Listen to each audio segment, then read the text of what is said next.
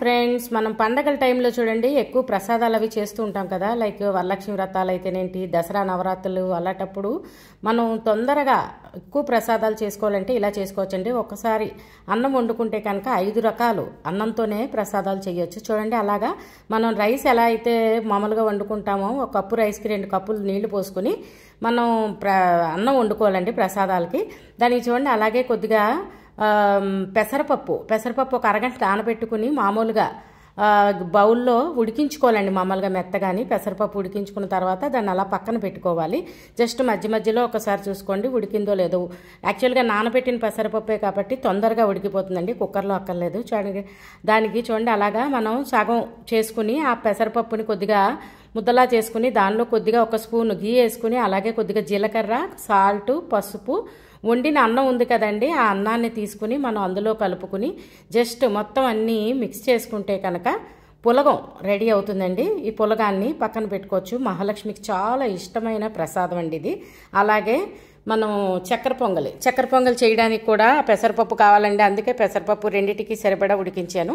దానికి చూడండి, దానికి బాణీ పెట్టుకుని 1 స్పూన్ గీ వేసుకుని మనకు కావలసిన డ్రై ఫ్రూట్స్, మన దగ్గర ఉన్న డ్రై ఫ్రూట్స్ ఎన్ని అయితే అన్ని వేసుకోవచ్చు. నేనైతే వేళ జీడిపప్పు, బాదం, కిస్మిస్ అలాగే డేట్స్ వేసానండి. అవి వేగినవి పక్కన పెట్టుకుని అదే బాణీలో 1 స్పూన్ గీ వేసుకుని కొబ్బరి అండి, పచ్చి కొబ్బరి ఆడుకున్నది వేసుకుని మనకి కావలసిన స్వీట్ ప్రకారం మనం తీసుకున్న క్వాంటిటీ ప్రకారం బెల్లం యాడ్ చేసుకుని కొంచెం వాటర్ యాడ్ చేసుకుని జస్ట్ బెల్లం అంతా కరిగే వరకు జస్ట్ చూడండి పాకంలో వస్తుంది కదా. 1 స్ట్రింగ్ వచ్చిన వెంటనే మనం ఏం చేయాలంటే ఇందాకలా ఉడికించుకున్న పెసరపప్పు ఉంది కదండి, అది వేసుకుని అలాగే రైస్ ఉడికినది 2 కలిపి శుభ్రంగా ఒక 5 మినిట్స్ వాటికి బెల్లం పాకం పట్టే వరకు ఉంచుకుని మనం ఒక బౌల్లోకి తీసుకుని ఇందాకలా వేయించుకున్న డ్రై ఫ్రూట్స్ ఉన్నాయి కదండి దీని మీద వేసుకుని మనకి చక్కెర పొంగల్ అన్నాం కాబట్టి మీరు తీసుకోగలిగితే ఎంత గీ వేసుకుంటే అంత బాగుంటుందండి.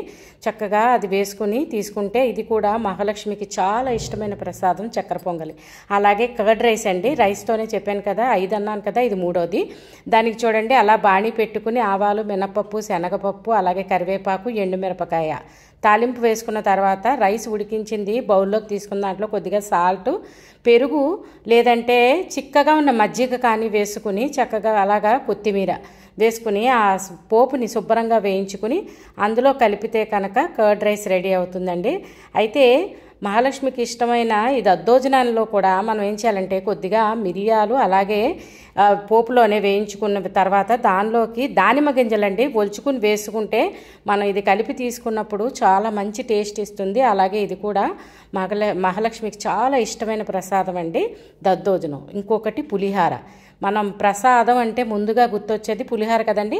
పులిహారకి అందరికీ తెలిసిందే. చూడండి, తాలింపు అలా వేసుకున్న తర్వాత ఆవాలు, మినపప్పు, శనగపప్పు అలాగే జీలకర్ర, కొద్దిగా ఇంగువ, కొద్దిగా జీడిపప్పు, శనగ పలుకులు, ఎండుమిరపకాయ, కరివేపాకు, పులిహార అన్నాం కాబట్టి పసుపు వేసుకుంటే మంచి కలరు, మన ఆరోగ్యానికి కూడా చాలా మంచిది. అలాగే చింతపండు నానబెట్టి ఉంచుకుని దాన్ని గుజ్జు మనం ఇందాక ఉడికించుకున్న రైస్లో కొద్దిగా సాల్ట్ అలాగే ఆ చింతపండు మగ్గులాడిది కొంచెం చిక్కగా వేసుకోవాలండి, నీళ్ళలా పోసుకోకండి. కొద్దిగా ముద్దగా వేసుకుంటే కనుక దాన్ని మొత్తం అన్నంలో కలిపిన తర్వాత ఈ పోపు కూడా వేసి కలిపి తీసుకుంటే పులిహార రెడీ అండి. చూడండి ఎంత సులువుగా అయిపోతున్నాయో అన్నీ కూడా.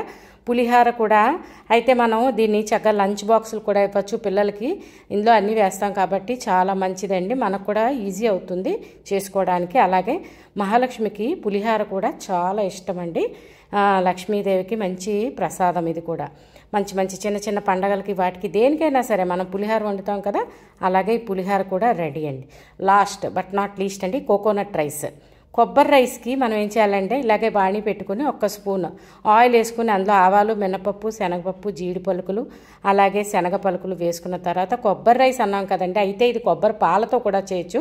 అయితే మనం ఉడికిన రైస్ తీసుకున్నాం కాబట్టి కొబ్బరి కోరి మనం ఇందులో వేసి ఒక్కసారి కొబ్బరి ఆ పోపు వేగిన తర్వాత వేసుకుంటే జిడ్డు వాసన రాదండి రైస్.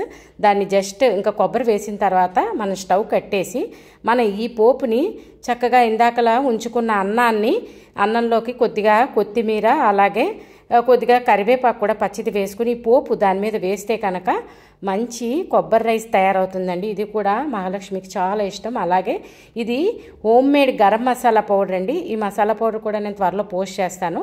మీరు ఆ పౌడర్ వేసుకుని ఈ రైస్ చేసుకుంటే కనుక చాలా బాగుంటాయండి. 5 కూడా చాలా సింపుల్గా తయారు చేసుకోండి. మనం తీసుకున్న అన్నాన్ని మనం ఈక్వల్ చేసుకున్న తర్వాత ఇలా చేసుకుంటే కనుక చాలా ఈజీ అవుతుంది.